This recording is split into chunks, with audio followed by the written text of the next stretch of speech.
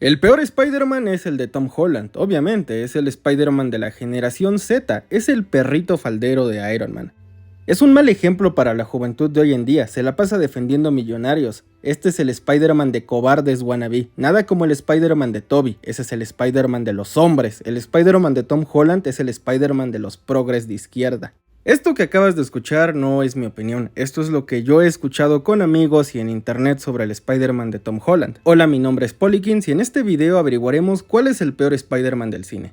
The content used in this video is used under fair use. I encourage my audience to support the original releases. Averigüemos cuál es el peor Spider-Man del cine, no contando al Spider-Man japonés, ese también tuvo una película, pero vamos a empezar a contar desde el Spider-Man de Tobey. De las tres versiones cinematográficas del personaje que hemos tenido, la peor recibida ha sido la de Tom Holland. Lo cual es una mentira enorme porque al Spider-Man de Andrew le tiraban más tierra que al de Tom. Pero ahora lo cool es detestar al Spider-Man de Tom porque es el nuevo.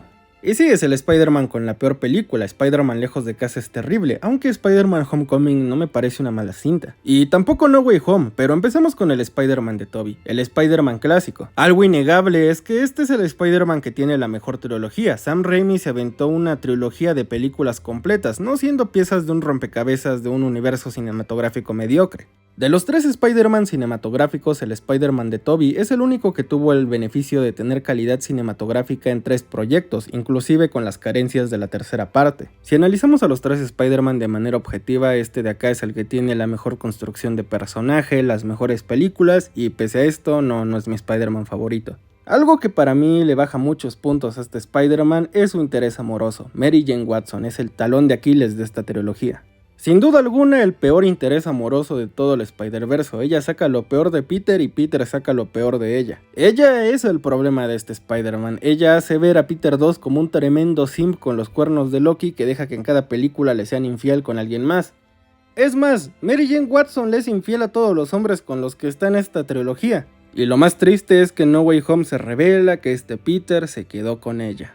Qué patético, la neta. Todavía que no le dieron una entrada épica, el respeto que merecía el Spider-Man clásico y nos salen con la cosa de que Spider-Man se quedó con la Mary Jane infiel. Y sí, eso estuvo mal, esperemos que en Secret Wars o en Deadpool y Wolverine le den una entrada épica. No se vale que trataran como un cameo más al Spider-Man clásico, al Spider-Man que inició todo esto, al primer Spider-Man cinematográfico, ese no cuenta. Ahora vayamos con el Spider-Man más controversial, el de Tom Holland. Sin duda alguna es el Spider-Man que más sentimientos encontrados genera en la gente. Es el más joven de los tres Spider-Man cinematográficos y es el que tiene la peor película del personaje. Lejos de Casa es tan mala que hace ver Spider-Man 3 como una cinta digna de un Oscar. Y mira que el Spider-Man de Tom es muy difícil de analizar por dos razones. Uno, el retroceso narrativo del personaje y dos, la trilogía de los hermanos Russo y la trilogía de John Watts. Peter 1 se siente como dos versiones diferentes de Spider-Man, una dirigida por los hermanos Russo y otra que fue dirigida por John Watts. El Spider-Man de los hermanos Russo tiene una trilogía que consta de Capitán América Civil War, Avengers Infinity War y Avengers Endgame. El Spider-Man de los hermanos Russo es uno que hace referencias War-Z en sus batallas y ya se dio al tú por Thanos, es un Spider-Man que se siente más digno. Un Spider-Man forzado a crecer en el campo de batalla que se siente como un soldado de Iron Man.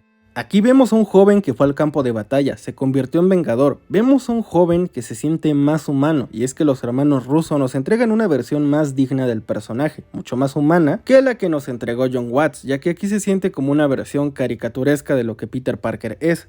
Como si estuviera en una película barata de Disney Channel, y eso funciona para Spider-Man Homecoming, pero para Lejos de Casa esto es algo que ya se siente cansado y rebuscado. Para contar su historia, John Watts tuvo que recurrir a un retroceso del personaje, lo cual termina mermando todo lo que los hermanos Russo ya habían hecho con él. Siendo imparcial, el Spider-Man de Tom Holland es el que tuvo la historia de origen más brutal de todas las versiones. Lo negativo acá es que para contar la historia de origen de este Spider-Man se necesitaron 3 películas, mientras que con los otros 2 Spider-Man solo una. Es una historia de origen lenta y tardía. Como ya te dije, es una historia de origen que se contradice con 2 visiones diferentes de 3 directores, los hermanos Russo y John Watts. Y aquí es donde tú te preguntarás, ¿cuál es el problema de esto? Bueno, en Avengers Endgame tenemos la conclusión del primer arco narrativo de Peter 1. En Avengers Endgame tenemos la primera gran pérdida de la vida de Peter, Tony, su mentor, su figura paterna por más que nos moleste, porque aquí Iron Man reemplaza el rol del tío Ben. En esta secuencia él se ve forzado a ver cómo la vida desvanece de los ojos de Tony, sin que él pueda hacer nada. Con todo ese poder, él no puede salvar a Tony. La vida de manera directa le está diciendo a Peter, mira, esta es la recompensa del héroe, este es tu destino, niño, aquí vas a acabar un día, siendo rodeado de tus seres queridos mientras la vida escapa de tu cuerpo. Si corres con suerte te irás sabiendo que hiciste algo por ellos, que los salvaste, si no, solo acabarás así por algún villano o tragedia y no podrás salvar a la persona que más amas. Con los hermanos Russo no hubo un retroceso narrativo porque obligan a Peter a madurar. Los hermanos Russo lo hicieron de una manera más brutal que John Watts. Aquí ellos le quitaron la vida a Peter en Infinity War y en Endgame solo lo regresan para que él pierda a Tony. Y aquí es donde sí se siente ese malentendido entre Marvel Studios y Sony, porque aquí con las películas de Spider-Man Sony puede querer algo y Marvel Studios puede querer otra cosa. Porque en la película donde comparte la custodia Sony y Marvel, ambos toman las decisiones, y quienes autorizan el corte final que va a cines es Sony, y no olvidemos quienes masacraron The Amazing Spider-Man 2, Spider-Man 3, Spider-Man Lejos de Casa.